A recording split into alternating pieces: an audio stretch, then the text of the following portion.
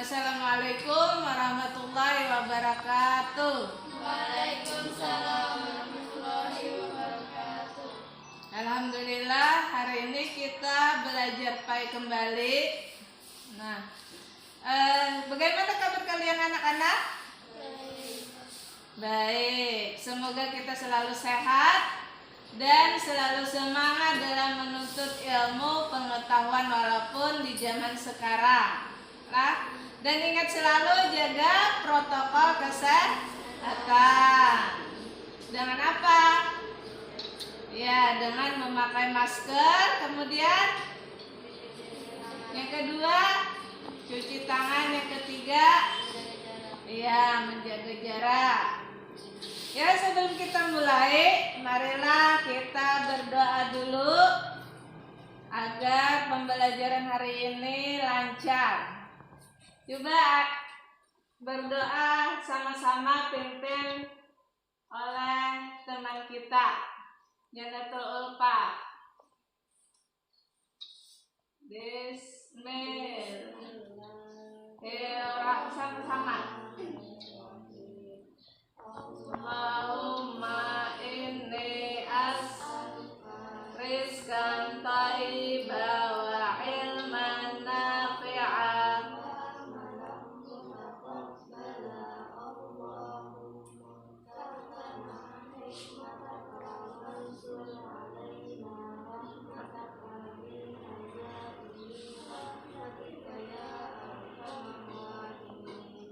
Alhamdulillahirabbil alamin. Terima kasih. Semoga hari ini pembelajaran kita dapat berjalan dengan lancar dan kalian serta ibu dapat mengambil ilmu yang bermanfaat. Kemudian sebelumnya ibu mau mengabsen dulu. Janatul Ulfa hadir. Fitriyatul Jannah, Niswatul, Nur Cahaya, Mardiyati, Nur Aini. Nah, siapa yang tidak hadir? Ya, lengkap. Alhamdulillah. Alhamdulillah hari ini lengkap. Baik, hari ini kita akan belajar tentang materi taharah, yaitu bersuci. Yang indikatornya adalah yang pertama menjelaskan ketentuan tentang bersuci dari hadas kecil dan hadas besar. Yang kedua menyebutkan macam-macam hadas dan najis. Yang ketiga menjelaskan tata cara tentang bersuci dari hadas besar dan hadas kecil. Tujuan pembelajaran adalah ketika siswa diberi kesempatan untuk mengkaji materi, maka siswa dapat menunjukkan tata cara bersuci dari hadas kecil dan hadas besar, terutamanya tentang berwudu.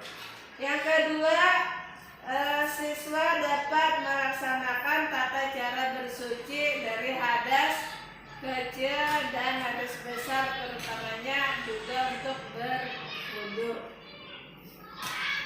Pembelajaran PAI pada hari ini, yaitu hari ini kita akan membahas tentang materi semua bersih hidup menjadi nyaman. Nah, jadi hari ini berkenaan dengan taharah, atau siapa yang tahu taharah? Artinya taharah bersuci. Nah, bersuci, nah ada dua. Adakah yang tahu atau masih ingat bersuci itu apa? Bersuci dari apa?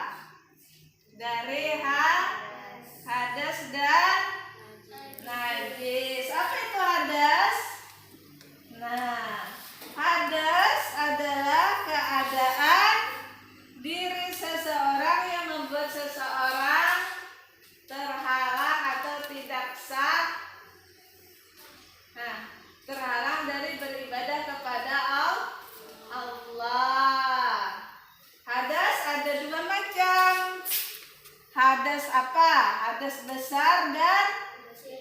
hadas kecil. Hadas besar dan hadas kecil itu ada beberapa macam yang termasuk dalam hadas tadi. Adakah yang tahu sebelum kita masuk ke materinya, adakah yang tahu apa itu hadas besar? Contohnya haid, ya. Adakah lagi yang tahu apa itu contoh hadas besar selain haid? Apa? Ya, ini. Adakah yang tahu selain hadas besar? Ya, yang seterusnya melahirkan termasuk hadas besar. Kemudian nifas. Kemudian berhubungan suami istri, itu hadas besar. Cara mensucikannya yaitu dengan mandi wajib. Kemudian hadas kecil, adakah yang tahu? Hadas kecil itu contohnya apa saja? Nah, satu, sesuatu yang keluar dari dubur dan kubur, itu termasuk hadas kecil. Dua, yang menyebabkan batal wudhu itu hadas kecil namanya apa? Air kencing. Kemudian apa lagi? Nah, ada apa lagi? Tidur. Nah, atau hilang akal termasuk hadas kecil. Kemudian selain hadas itu kan tadi taharah juga bersuci dari najis. Najis itu apa najis? Adakah yang tahu apa itu najis? Melihat tahi apa? Najis. Nah, apa itu najis? Najis adalah kotoran yang menempel pada seseorang yang membuat seseorang itu tidak sah dalam beribadah. Baik itu sembahyang, tawaf ataupun membaca Al-Quran. Apa itu najis atau contoh najis? Najis itu terbagi 3. Najis yang pertama najis ringan. Apa? Adakah yang tahu najis ringan? Apa? Najis ringan adalah najis mukhafafah. Contohnya najis mukhafafah adalah air kencing bayi yang belum berumur 2 tahun. Cara mensucikannya cukup dipercikan air. Kenapa? Karena dia belum makan. Kalau yang sudah makan lain lagi, itu harus dicuci. Kemudian najis yang kedua, najis sedang, adalah najis pintar. Najis mutawasita itu adalah najis sedang. Nah, contohnya apa? Contoh yang sedang, darah, apa lagi? Ya, nanah. Siapa lagi yang tahu? Bangkai, apa lagi? Adakah lagi? Yang tahi atau kotoran baik hewan atau manusia. Nah, itu termasuk najis sedang. Kemudian yang ketiga najis berat. Atau ada yang tahu najis berat apa namanya?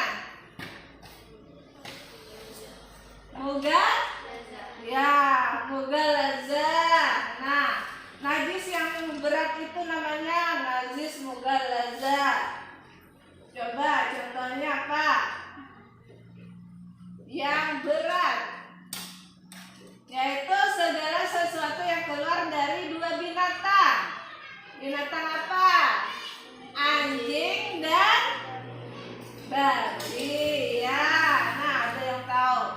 Jadi sesuatu yang keluar dari dua binatang ini, baik anjing ataupun babi, itu harus dibersihkan atau disucikan dengan 7 kali dibasuh dengan air.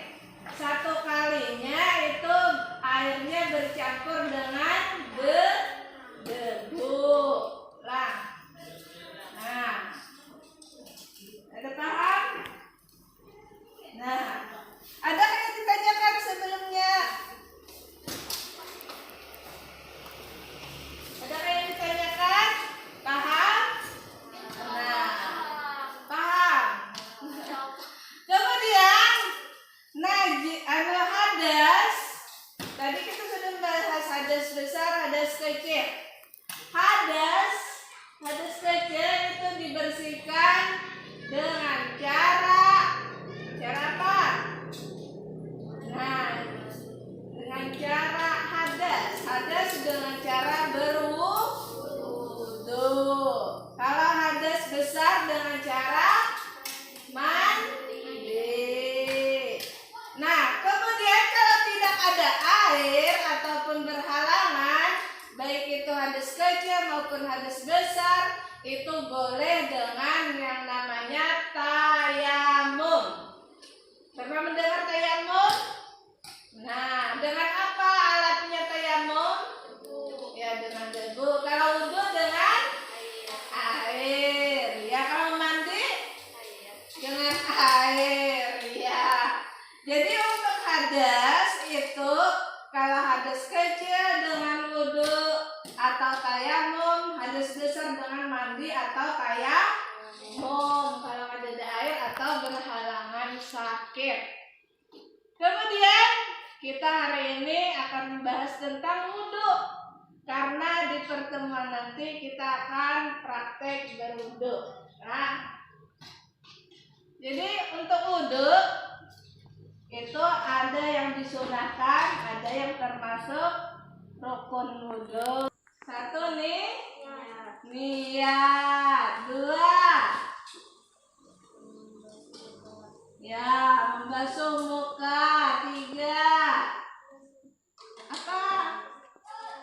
Ini ingat, membasuh ya sampai siku. Nah, sampai siku. Yang ketiga, iya, mengusap atau membasuh kepala. Yang keempat, kalau telinga itu sunnah. Yang keempat apa? Membasuh kaki sampai mata kaki. Jadi yang disunah ya basuh telinga, apalagi iya, masukkan air ke lubang hidung, apalagi nah ya, dalam beberapa kelompok. Nah, untuk lebih mudahnya kalian mendiskusikan atau mengkaji materi tentang taharah. Jadi untuk hari ini silakan 3 kelompok dulu. Kedua. Nah, silakan dibuat kelompoknya. Stop dulu, Pak. Jadi untuk hari ini Ibu membagi kalian dalam beberapa kelompok untuk mengerjakan tugas lembar kerja siswa.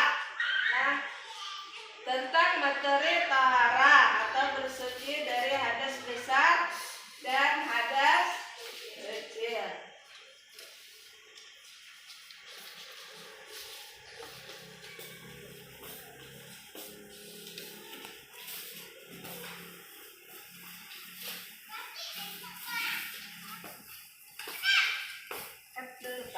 Untuk materi ini Ibu akan berikan sebuah video supaya kalian dapat mengkaji dan juga dapat menyimak materi tentang taharah, karena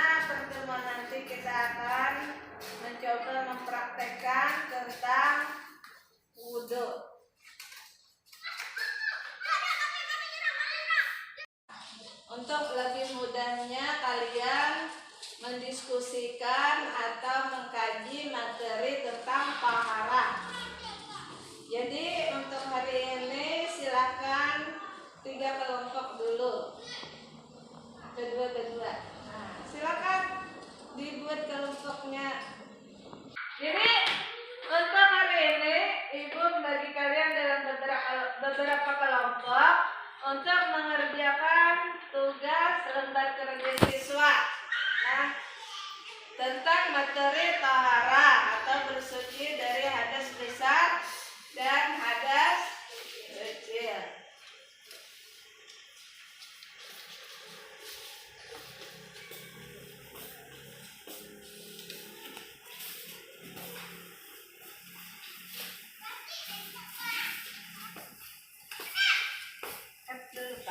Untuk materi ini, Ibu akan berikan sebuah video supaya kalian dapat mengkaji dan juga dapat menyimak materi tentang tahara. Karena pertemuan nanti kita akan mencoba mempraktekkan tentang wudhu.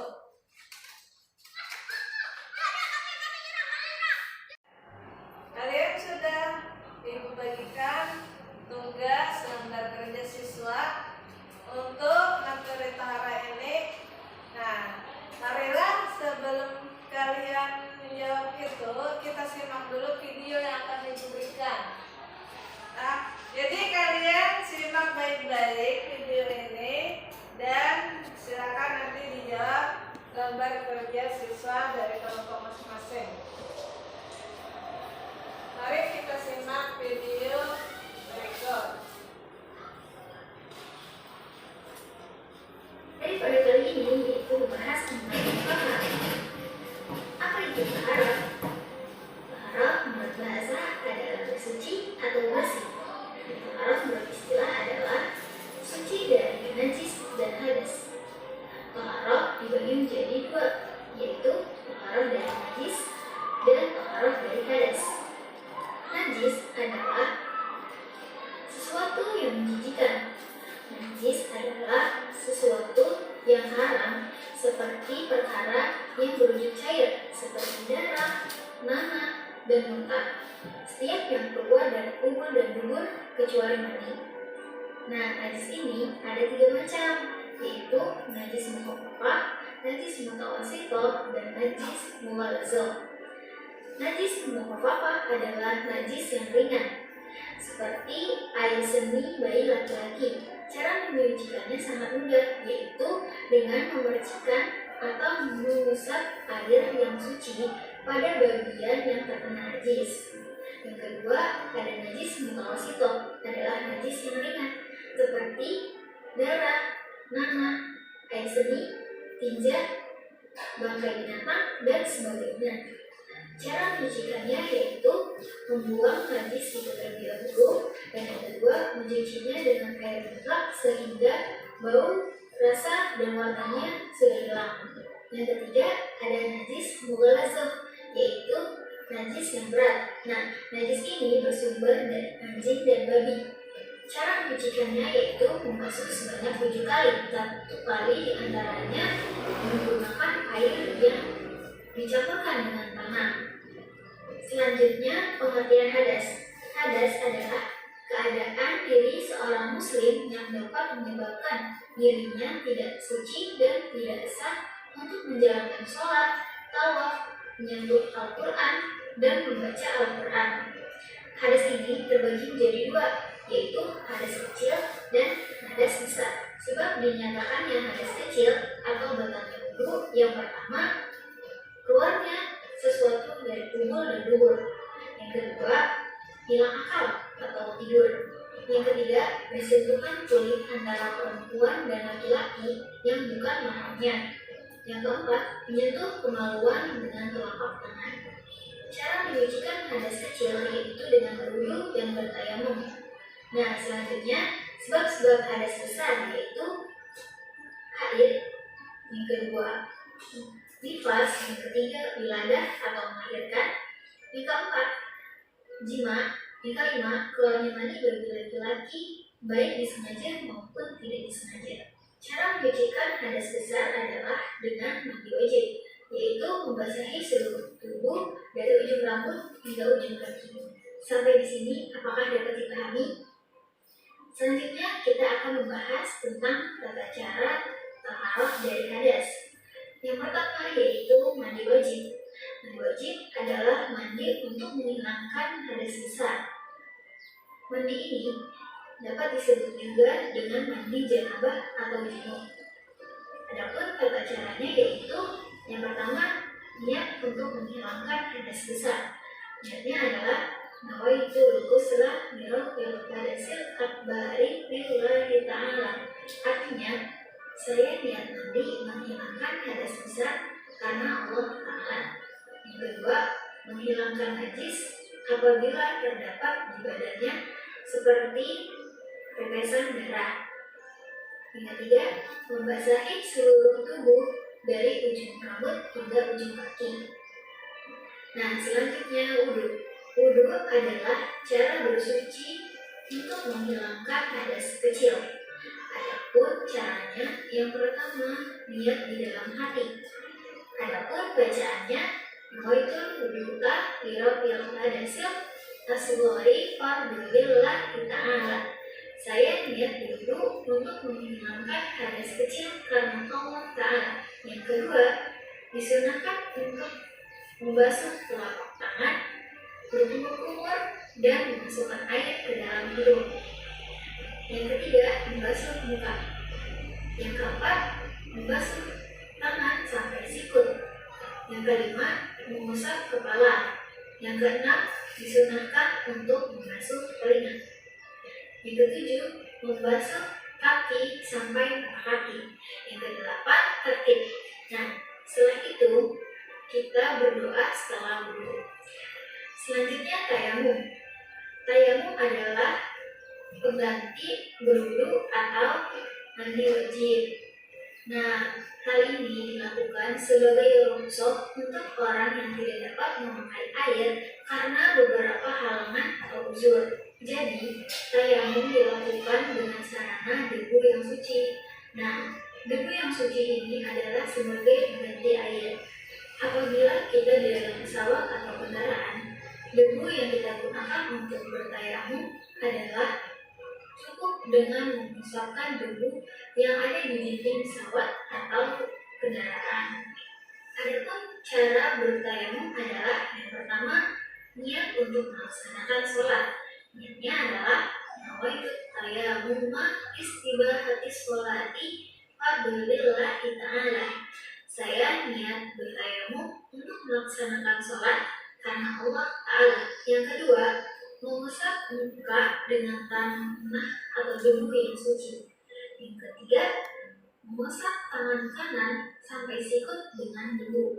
Yang keempat, mengusap tangan kiri sampai sikut dengan debu. Nah, yang terakhir adalah hikmah dari taharah. Betapa pentingnya bersuci dalam kehidupan kita sehari-hari, baik bersuci dari najis.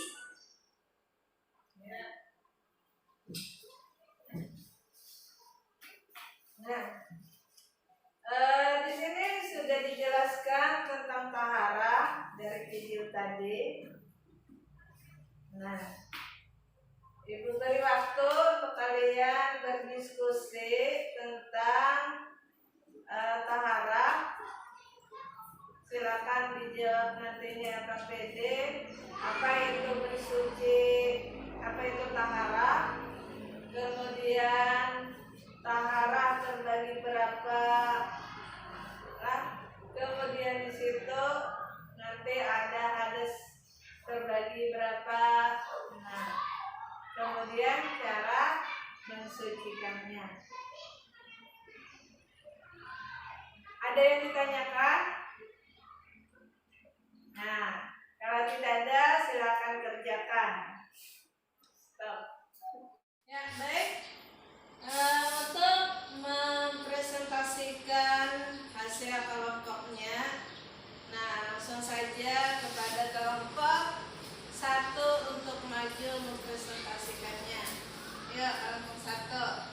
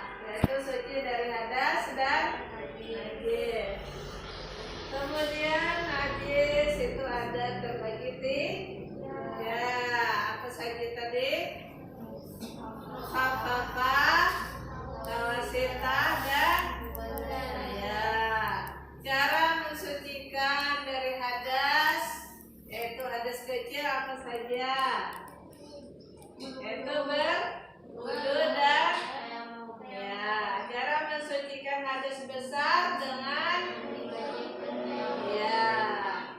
Nah, jadi untuk materi hari ini kita cukupkan. Minggu depan kita akan mempraktekkan tentang tata cara bersuci dari hadas kecil, yaitu berwudu. Jadi untuk hari ini sekian dulu. Sebelumnya kita tutup dengan membaca hamdalah, alhamdulillah. Dan kita tutup dengan berdoa bersama, doa akhir belajar. Ya, sama-sama dibaca. Bismillahirrahmanirrahim.